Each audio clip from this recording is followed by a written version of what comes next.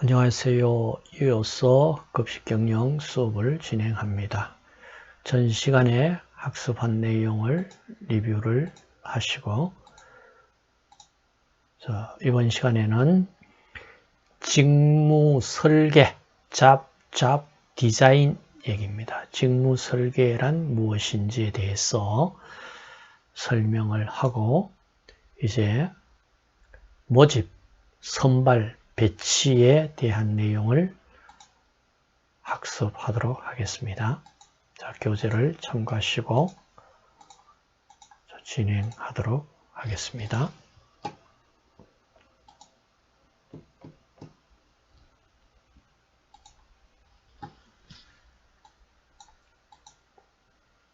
자, 직무 분석, 직무 평가를 했습니다. 그리고 나서 이제 직무 설계에 대한 내용을 보도록 합시다.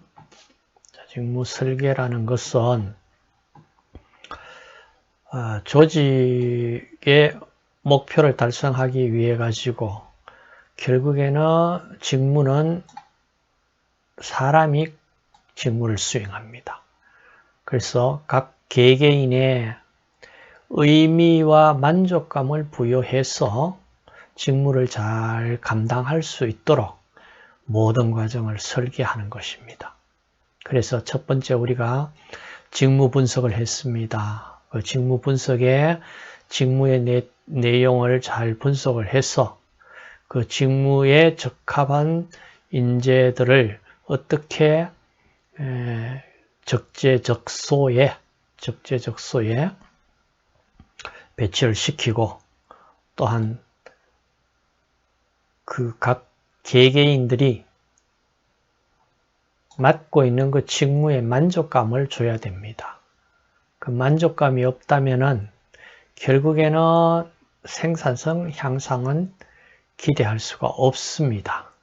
그래서 이 전체를 직무 설계를 통해서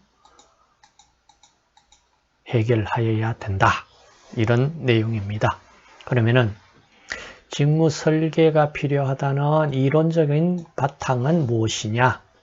자, 이론적인 바탕은 여러 가지 이론들이 나옵니다. 그러면은 그 각각 이론에서 장단점이 있을 겁니다. 한번 살펴보는 기회가 되면 좋겠습니다. 우선 아담 스미스의 국부론에서 분업에 의한 전문화 원리가 되어야 된다. 그래, 분업에 의해서 한 사람이 모든 것을 다 할 수 있는 능력은 가지고 있지 못하지 않느냐. 그러니까 어떤 분업에 의해서 전문화 시켜야 한다. 그래서 매우 정형화된 몇 개의 과업만을 수행하도록 직무를 설계하라 얘기입니다. 다음 두 번째 나오는 것이 테일러가 경영학의 시초라고 보시면 되겠죠.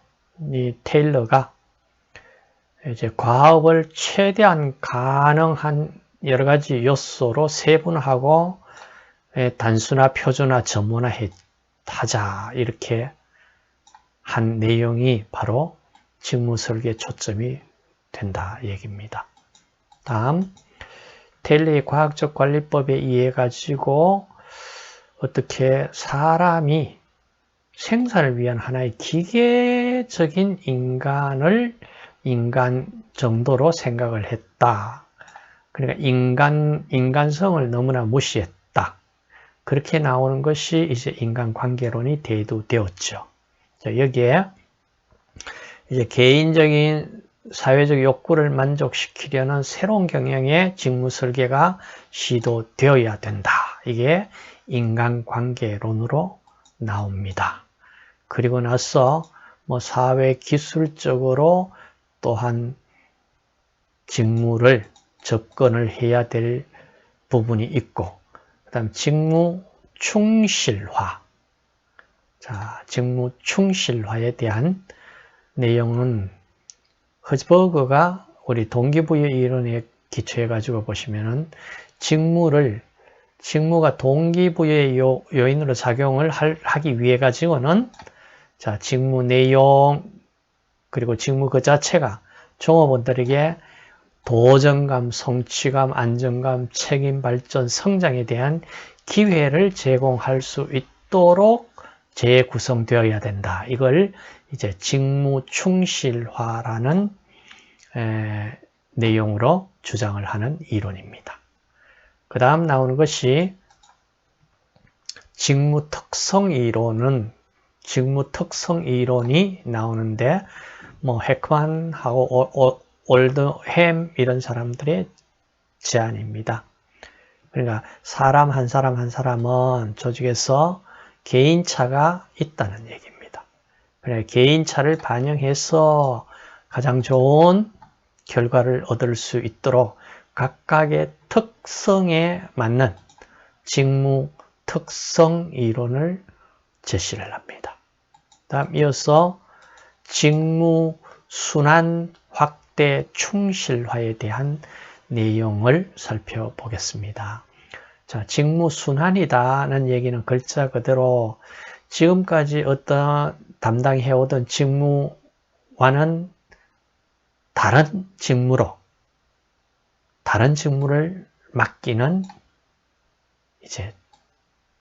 맡겨서 그 직무를 순환시키는 직무 순환 방법이 있고요. 그 다음에 직무 확대 방법이 있습니다. 자, 반복적으로 직무 수행을 할 때 굉장히 권태감이나 단조로움을 느낍니다. 이때 그 작업자가 맡고 있는 직무를 보다 다양하게 확대를 시켜주면은 그래도 반복적인 권태감, 단조로움에서 벗어날 수가 있지 않느냐. 그 다음에 직무 충실화라는 내용은요. 자, 직무가 동기부여 요인으로 작용하기 위해서는 그 직무 내용 자체가 종업원에게 도전, 성취, 안정감, 책임, 발전, 성장에 대한 기회를 제공할 수 있어야만 직무를 충실히 수행할 수가 있다.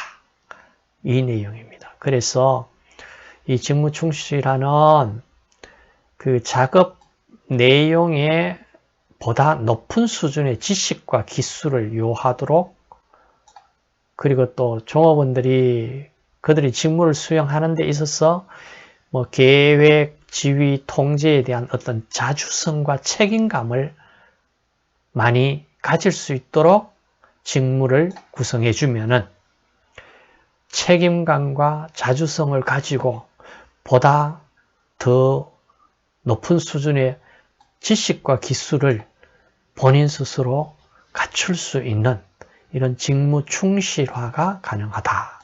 이런 내용입니다. 자, 지금까지 다룬 부분을 바탕으로 해서 이제 모집, 선발, 배치에 대해서 알아보도록 하겠습니다. 자, 모집은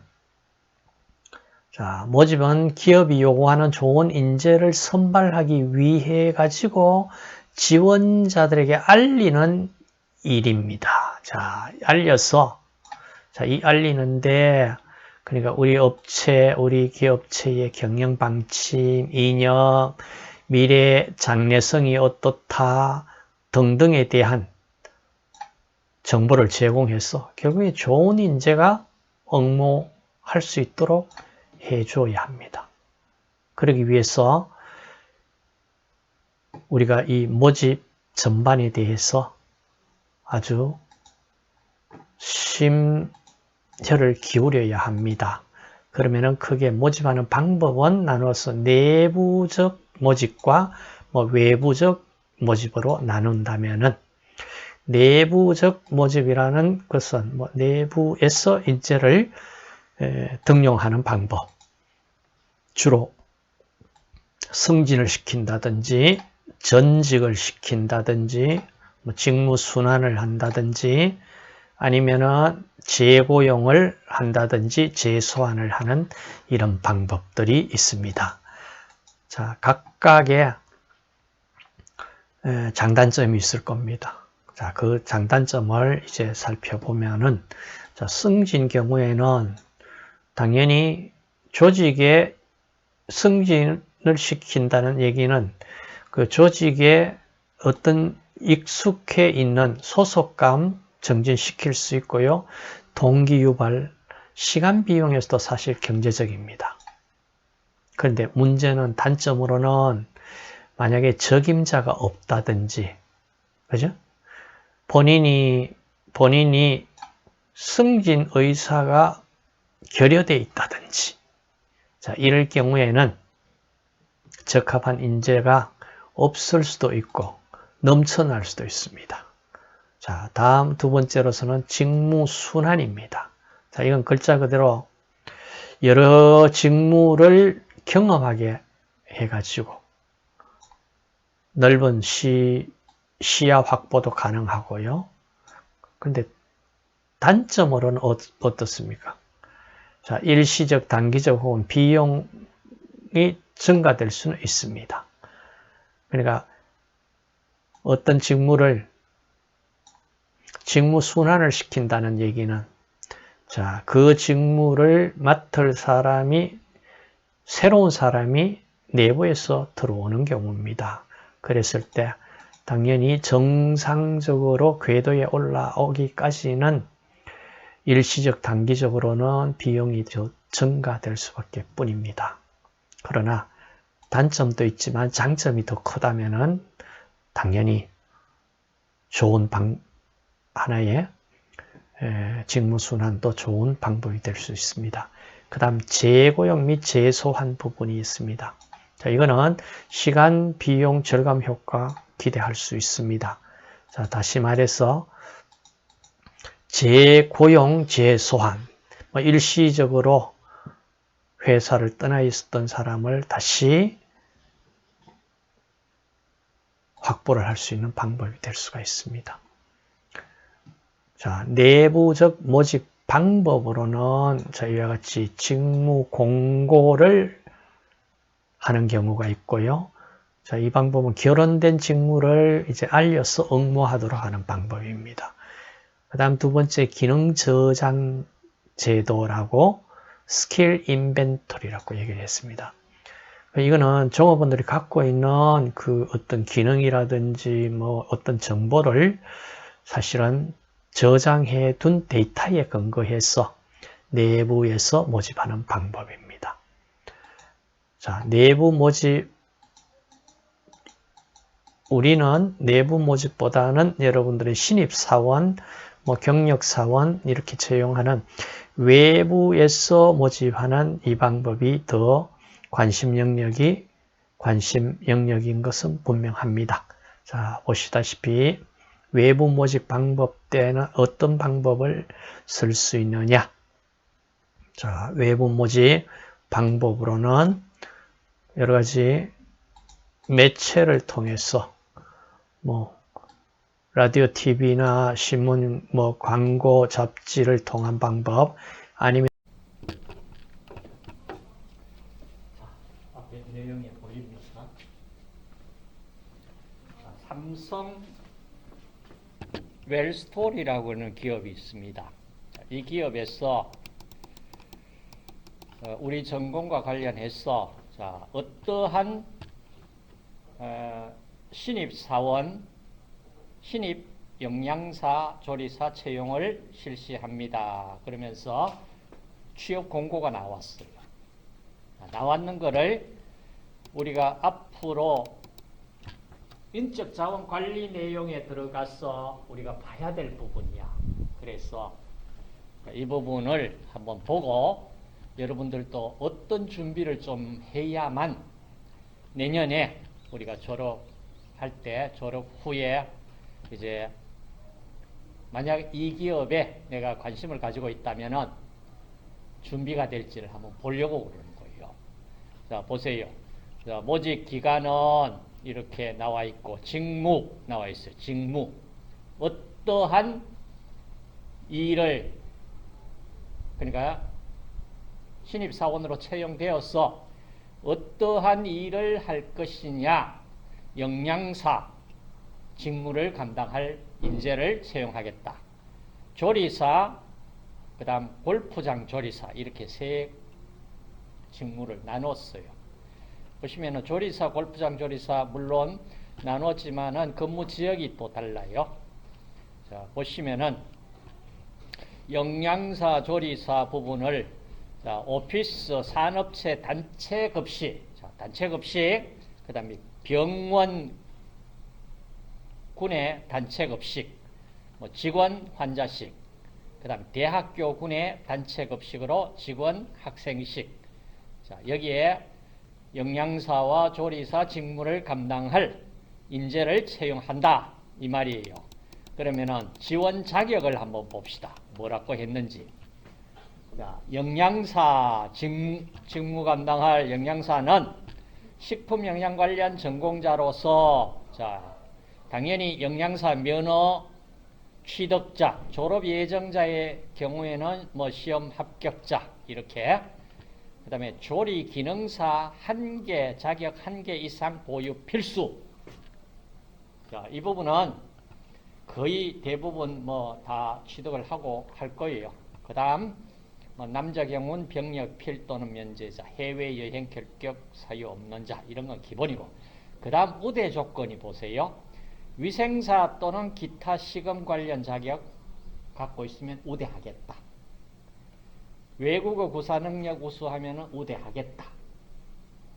조리사는 한번 보세요. 조리 관련 전공자, 조리 기능사 자격 1개 이상 보유자 필수. 그 다음 영양사, 위생사 또는 기타 시급 관련 자격 우대. 외국어 구사 능력 우수자 우대. 여러분들 우대 조건이 이게 아무렇지도 않을 것 같이 생각이 되지만은요. 딱 걸리는 게 어디에 걸릴까요? 우대 조건을 갖춘 사람이 있는데 그 조건 갖추지 않는 사람을 굳이 채용을 할까? 채용 안 할 거예요. 여러분이 사장님이라고 하면 채용할까? 안 할 거 아니에요. 그러니까 이거 우대 조건 그러는 거 이상하게 보면 안 돼요. 그래서 지금 보면 영양사도 보면은 위생사 면허 갖고 있는 거, 이 사람 저거 갖고 있지 않으면은 후순위로 밀릴 수밖에 뿐이다 이 얘기예요. 조리, 뭐 기능사 하나는 기본적으로 다 가지고 있는 거고, 영양사나 위생사 면허를 가지고 있다. 이래버리면은 이 조리사 영역에서도 후순위로 밀려버립니다. 무슨 말인지 이해되시죠? 그래서 자, 이 조건이 내가 남학생 같으면은요, 자, 영양사, 위생사 면허를 취득을 하려고 그러면은 영양사 면허 취득하려면은 방법 없어요. 식품 영양 전공 이외에는 시험 칠 수 있는 자격이 없습니다. 아시겠어요? 남학생 경우 같으면은 자, 영양 전공 해가지고 조리 기능사 다 하나 이상 가지고 있고 나중에 나 영양사 안 하고 조리사 하겠다 그러면 지원해가지고 입사하는 경우 여러 명 나옵니다. 우리 출신. 이게 왜 이렇게 조건을 붙일까? 여러분 한번 생각해 보세요. 아시겠어요? 자, 이 사람들이 지금 그러면은 뭐 삼성그룹에만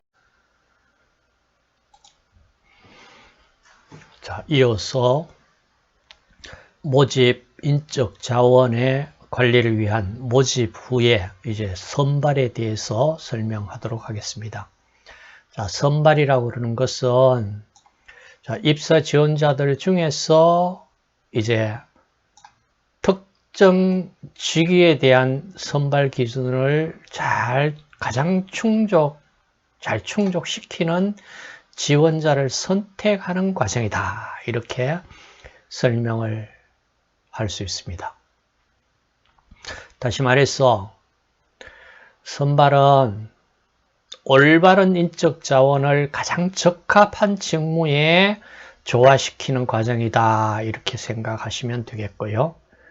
자, 선발 과정에 중요한 것은 직무 분석 결과로 만들어진 직무 명세서와 직무 기술서가 그 바탕입니다. 다시 말해서 선발 대상자는 직무 명세서 상의 지식, 기술, 능력 등을 보유하고 있는 인재를 모집 지원된 인재들 중에 지원자를 선택하는 과정이다. 자, 그러면은 실제로 이 선발 과정이 너무나 중요합니다.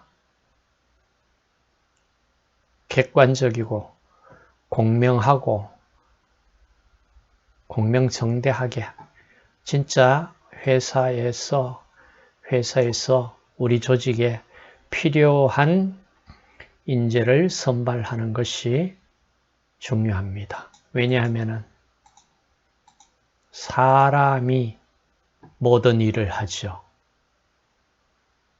기계 같으면은 바로 교체가 쉽지요. 그러나 인재를 선발한다는 것은 인사 담당자가 앞쪽에서 보셨듯이 선발하지 말아야 될 잘못된 인재를 선발한 경우가 많이 있다라고 얘기를 했죠. 이와 같이 인재 선발하는 것은 결코 아무리 강조해도 정말 중요한 일 중에 하나인 것은 분명합니다. 자, 대체적으로 선발은 어떤 절차에 따라서 진행되는가 내용을 살펴보고자 합니다.